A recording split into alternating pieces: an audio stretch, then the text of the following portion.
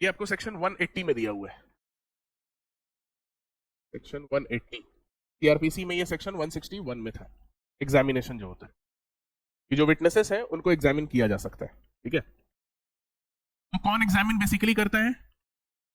Basically IO, है ना, person making the investigation. जो पर्सन इन्वेस्टिगेशन कंडक्ट कर रहा है वही एग्जामिन करता है, या फिर वो किसी और को भी रिक्वेस्ट कर सकता है ना। अगर स्टेट गवर्नमेंट ने कोई रूल बनाया है कि कोई और पर्सन भी इन्वेस्टिगेशन कर सकता है ना, किसी के बिहाफ पे, तो उसको वो रिक्वेस्ट कर सकता है। But generally who conducts the investigation, who conducts the examination? By investigating officer, या उसके रिक्वेस्ट पे ही कोई और कर सकता है, ऑफिसर, या फिर इसी के रिक्वेस्ट पे कोई और कर सकता है, राइट। अब नेचर ऑफ एग्जामिनेशन ये क्या होता है? ये जो एग्जामिनेशन होता है कैसा होता है? ओरल होता है। This examination is conducted orally, right.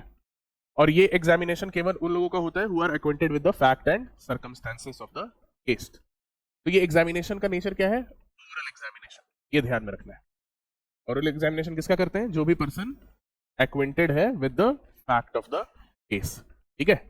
अब ड्यूटी क्या है? Duty of the witness,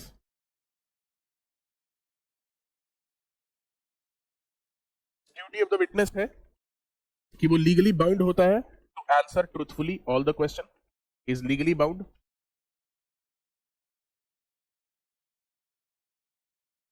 to answer truthfully all the questions, except, कुछ एक्सेप्शन भी है। एक्सेप्ट क्या होगा? सेल्फ इंक्रिमिनेटिंग नेचर के जो क्वेश्चन होंगे, है ना, which will expose him to certain penalty, है ना, और charge.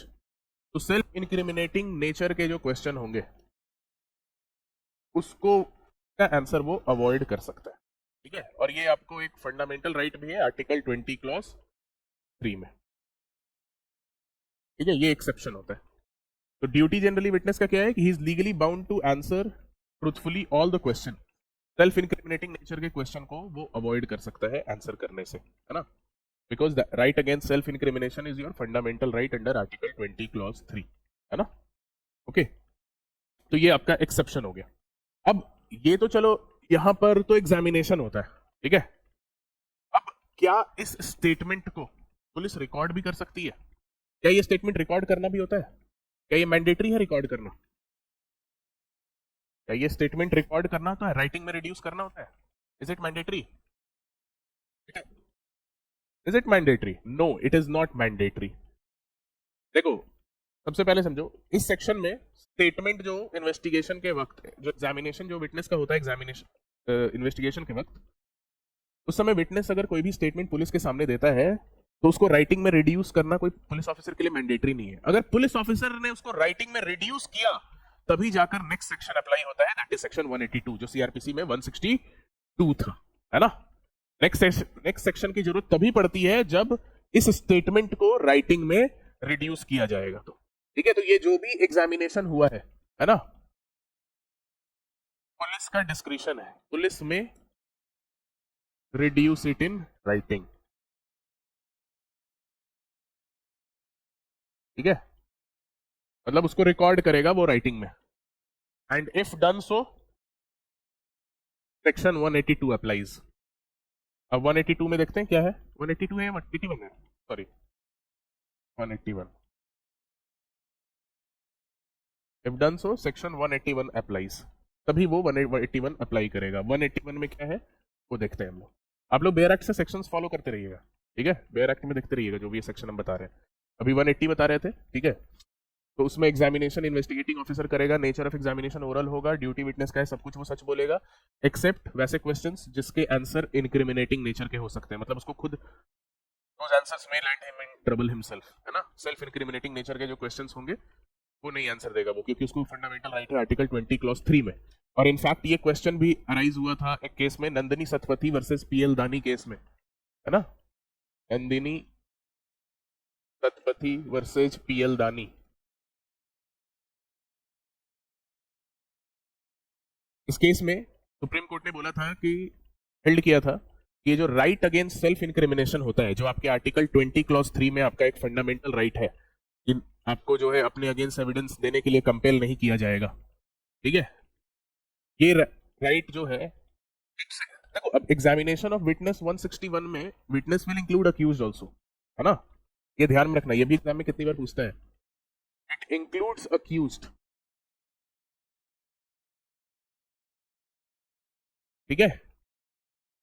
Witness, accused is a competent witness ना, accused is a competent witness. Nandini Satpathy versus P L Dani case में ये क्वेश्चन अराइज हुआ था कि वो जो आर्टिकल 20 क्लॉज 3 में जो राइट अगेंस्ट सेल्फ इंक्रिमिनेशन है, क्या वो केवल कोर्ट में ट्रायल के स्टेज पे ही अवेलेबल होगा, क्योंकि उसमें बोलता है no person shall be compelled to give evidence against himself, है ना। कोर्ट में ही जनरली आप एविडेंस देते हैं, इन्वेस्टिगेशन में तो एविडेंस कलेक्ट होता है। तो ये क्वेश्चन अराइज हुआ था, तो सुप्रीम कोर्ट ने बोला था, हेल्ड किया था कि ये जो right against self incrimination article 20 clause 3 में है, it is available to the accuse right from the stage of investigation, interrogation, जब उसका हो रहा है इन्वेस्टिगेशन के टाइम पे, एग्जामिनेशन हो रहा है उसका as a witness during the time of investigation, उस समय से ही वो right against self incrimination available होता है, ठीक है। तो ये ध्यान में रखना, है ना। इसमें हेल्ड हुआ था article 20 clause 3 is available during interrogation by police.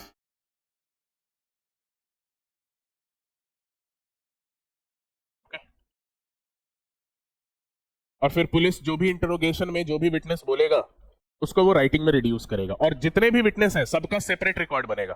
वो जो राइटिंग में रिड्यूस करेगा एक ही जगह पे सबका नहीं रिकॉर्ड बनेगा, सबका सेपरेट रिकॉर्ड बनेगा। विटनेस नंबर 1, विटनेस नंबर 2 जो भी है सबका अलग अलग रिकॉर्ड बनेगा। But this is a discretion, हो सकता है किसी विटनेस का बात उतना इंपॉर्टेंट नहीं लग रहा हो ये इन्वेस्टिगेशन के लिए उतना इंपॉर्टेंट नहीं है, तो पुलिस उसको क्यों रिकॉर्ड करेगा। तो ये मैंडेटरी नहीं है रिकॉर्ड करना राइटिंग में, डिस्क्रिशनरी है। बट पुलिस अगर किसी भी विटनेस का एग्जामिनेशन को राइटिंग में अगर रिड्यूस करता है तो फिर उसके बाद सेक्शन 181 अप्लाई होगा, जो कि बतलाता है कि वो राइटिंग में जो रिड्यूस किए हो उसका यूज क्या है, उसका पर्पस क्या है, ठीक है। तो नेक्स्ट देखते हैं, use of statement reduced in writing during the course of investigation.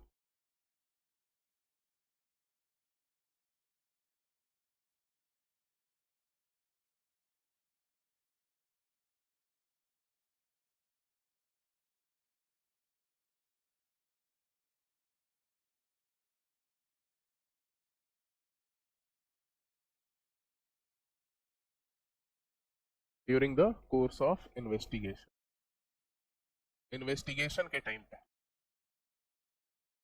जो भी स्टेटमेंट को राइटिंग में रिड्यूस किया गया के लिए सेक्शन 181, ठीक है। 181 बताता है उसका क्या यूज करेंगे, ठीक है। सबसे पहला तो एक क्वेश्चन ये राइज होता है जो 181 में आंसर किया गया है कि जो स्टेटमेंट रिड्यूस किया गया है राइटिंग में, whether that should be signed by the person giving it, जिस पर्सन ने वो स्टेटमेंट दिया है क्या उस पर्सन को साइन करना होगा, आंसर इज नो, ठीक है। क्योंकि देखो पुलिस के सामने दिया हुआ स्टेटमेंट का क्रेडिबिलिटी काफी कम होता है ना। इसीलिए आप कन्फेशन वगैरह पुलिस ऑफिसर के सामने जो दिए हैं उसको आप रेलेवेंट एविडेंस नहीं मानते, बिकॉज पुलिस जो है इन्वेस्टिगेशन जल्दी कंप्लीट करने के लिए टॉर्चर कर सकता है अक्यूज्ड को, थ्रेटन कर सकता है, और हो सकता है उससे जबरदस्ती स्टेटमेंट लेके उसका राइटिंग में उसका साइन वहां पे करा दे। इसलिए ये सब रूल बनाया गया है कि जो स्टेटमेंट पुलिस के सामने दिया जा रहा है उसको राइटिंग में जो रिड्यूस भी किया जा रहा है उसको साइन करने का कोई जरूरत नहीं, ठीक है। इसीलिए देखो होता क्या है कि पुलिस के सामने जो भी आप स्टेटमेंट देते हैं ना, उस तुरंत उसके बाद मैजिस्ट्रेट के पास ले जाके आपसे स्टेटमेंट दिलवाया जाता है ना। देखो वंस जो तुम 164 पढ़ते थे सीआरपीसी में या फिर बीएनएसएस में ही जो 183 है, 183 है ना कन्फेशन, हाँ 183, उसमें ना कन्फेशन बस वर्ड देख के लोग को लगता है बस उसमें कन्फेशन ही रिकॉर्ड होता है, कन्फेशन ही नहीं, स्टेटमेंट भी रिकॉर्ड होता है ना। कन्फेशन तो हुआ कि आप अपना गिल्ट कबूल कर रहे हैं, उसमें स्टेटमेंट भी रिकॉर्ड होता है उस सेक्शन में, और वो स्टेटमेंट रिकॉर्ड कहाँ होता है, पुलिस के सामने। क्यों, क्योंकि सॉरी पुलिस के सामने कह रहे हैं, मैजिस्ट्रेट के सामने, है ना। और मैजिस्ट्रेट के सामने क्यों रिकॉर्ड कराया जाता है, क्योंकि इस पुलिस के सामने जो उसने स्टेटमेंट दिया है उसका क्रेडिबिलिटी उतना नहीं रहेगा, उसको इंक्वायरी ट्रायल में यूज नहीं किया जाएगा। मैजिस्ट्रेट के सामने अगर स्टेटमेंट रिकॉर्ड किया गया है उसका क्रेडिबिलिटी ज्यादा होता है, इसलिए तुरंत ये करने के बाद यहाँ पे एग्जामिनेशन करने के बाद उसके बाद लेके जाओ मैजिस्ट्रेट से स्टेटमेंट रिकॉर्ड कराओ, और कि उसको अगर कोई कन्फेशन करना है तो वो भी मैजिस्ट्रेट से रिकॉर्ड कराओ, क्रेडिबिलिटी को बढ़ाने के लिए, है ना। डायरेक्टली पुलिस के सामने दिया हुआ स्टेटमेंट है तो उसको तो साइन करना भी उसके लिए मैंडेटरी नहीं है। वो बाद में बोल देगा मेरा स्टेटमेंट जो है मुझे डरा के धमका के दिया गया था। ठीक है, स्टेटमेंट जो आप पुलिस के सामने देते हैं जिसको राइटिंग में रिड्यूस किया जाता है, तो वो स्टेटमेंट देने वाले पर्सन को साइन करने का भी जरूरत नहीं होता है। लेकिन फिर भी वो स्टेटमेंट अब ऐसा नहीं है कि बस ऐसे ही कुछ बोल दिए फिर उसका कोई यूज ही नहीं होगा। कुछ यूज है, कुछ लिमिटेड यूज है, कुछ एक्सेप्शंस है जिसमें कि उसको एज अ एविडेंस भी यूज किया जाता है, तो वो अभी देखेंगे हम लोग। बट उसका लिमिटेड यूज क्या है वो समझिए। ठीक है, उसका जनरल रूल है देयर इज नो यूज, है ना, बार है, जनरल रूल है कि उसका कोई यूज नहीं हो। लेकिन इसके कुछ एक्सेप्शंस भी हैं जब उसको यूज किया जा सकता है। जनरल रूल है no use, no use of such statement, but इसके कुछ एक्सेप्शंस भी हैं। ठीक है, मतलब उस स्टेटमेंट को इंक्वायरी या ट्रायल में आप किसी पर्पस के लिए यूज नहीं करेंगे। ठीक है, लेकिन एक्सेप्शंस क्या क्या है? ठीक है, व्हेन कैन बी यूज्ड,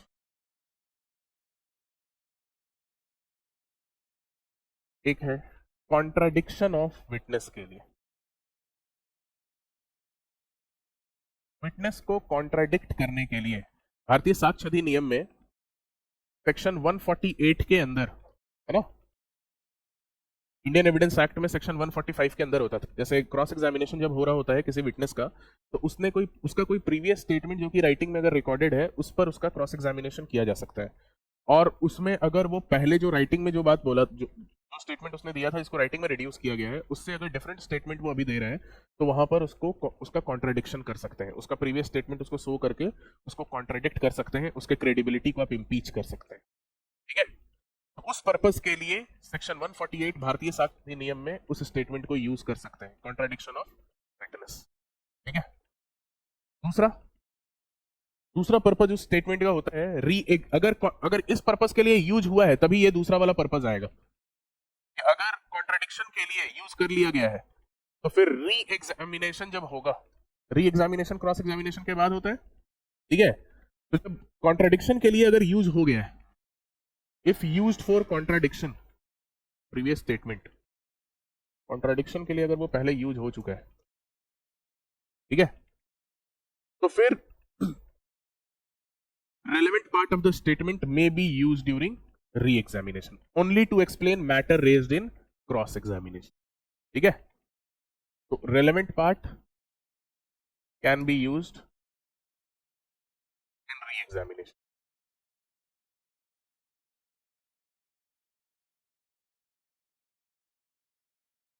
ठीक है, उसको आप री-एग्जामिनेशन में भी यूज कर सकते हैं उसको एक्सप्लेन करने के लिए।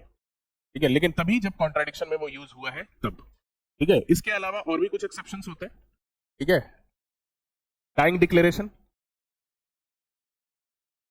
डाइंग डिक्लेरेशन, अगर वो जो उसका स्टेटमेंट था जो राइटिंग में रिड्यूस किया गया, अगर वो डाइंग डिक्लेरेशन बन जाता है, मतलब उस स्टेटमेंट के बाद वो मर जाता है ना, तो सेक्शन 26A में अंडर भारतीय साक्ष्य अधिनियम वो डाइंग डिक्लेरेशन की तरह रेलेवेंट हो जाएगा।